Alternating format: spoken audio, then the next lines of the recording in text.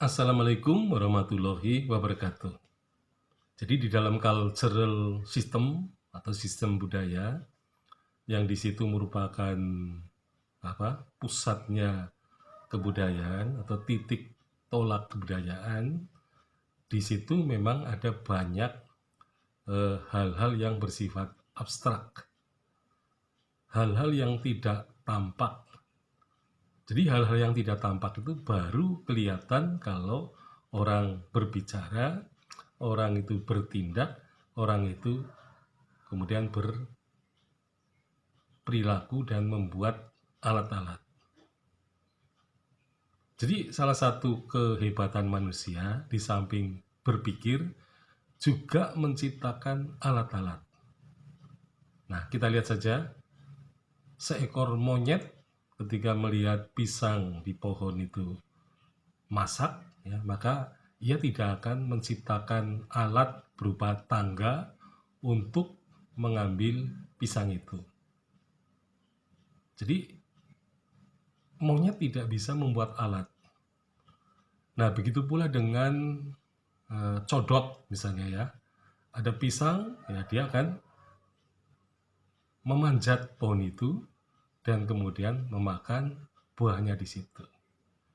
Kemudian kelelawar juga begitu. Nah, kelelawar kalau melihat ada buah yang matang, ya pasti akan dimakannya. Dan hebatnya, kelelawar itu bisa memilih makanan yang paling enak atau buah yang paling masak, buah yang paling manis, gitu ya. Nah, jadi pada dasarnya binatang itu lebih banyak menggunakan instingnya daripada otaknya, juga lebih banyak berbuat. Jadi yang jelas bahwa binatang tidak pernah ya menggunakan pikirannya seperti manusia dan juga tidak menciptakan alat-alat. Ya, jadi kelebihan manusia adalah membuat alat-alat. Nah, karena ada pikirannya itu. Nah, kemudian kalau di dalam cultural system itu yang merupakan ada gagasan, ada ide-ide, ada nilai-nilai, ada norma, etika, etos, adat istiadat gitu ya. Itu merupakan kumpulan dari apa yang ada di dalam otak manusia. Jadi itulah yang paling berharga dari manusia. Jadi kalau manusia tidak ada isi otaknya, artinya otaknya kosong, maka ia tidak akan pernah menciptakan ya pemikiran, tidak akan menciptakan benda-benda, maka ia biasanya menjadi manusia yang tidak produktif. Jadi otak kosong tidak produktif. Nah, sebaliknya otak yang penuh dengan pemikiran, maka dia akan melakukan perbuatan-perbuatan yang kreatif dan positif.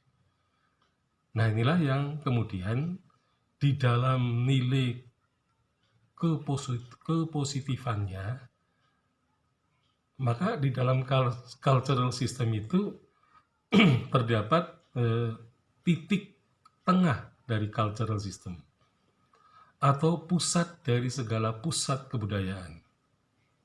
Jadi pusat dari pusat kebudayaan adalah cultural value system, yaitu sistem nilai budaya. Nah, apa yang dimaksud dengan sistem nilai budaya?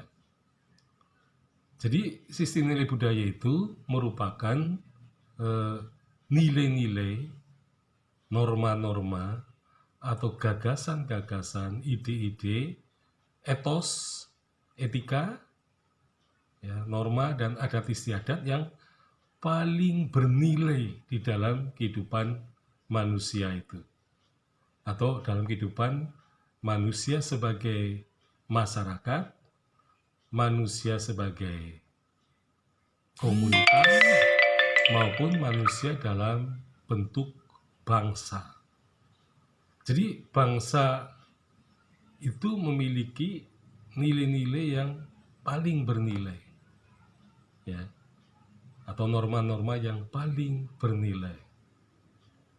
Nah, contohnya misalnya bangsa Indonesia mempunyai nilai luhur yang sangat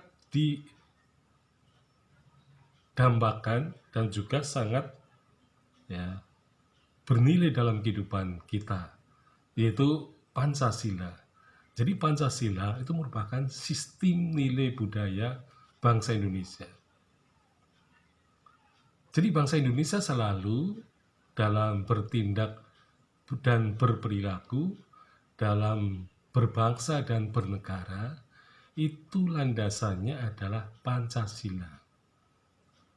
Nah, kemudian juga nanti kaitannya dengan etika. Maka etika yang dipakai juga etika Pancasila. Norma yang dipakai ya norma Pancasila. Adat istiadat ya Pancasila. Gagasannya Pancasila. Ada gagasan ekonomi Pancasila, gagasan masyarakat Pancasila, kemudian etos kerja Pancasila. Jadi bangsa Indonesia itu selalu mestinya menggunakan Pancasila sebagai latar belakang bagaimana manusia itu berpikir, bertindak, berperilaku, dan berbuat.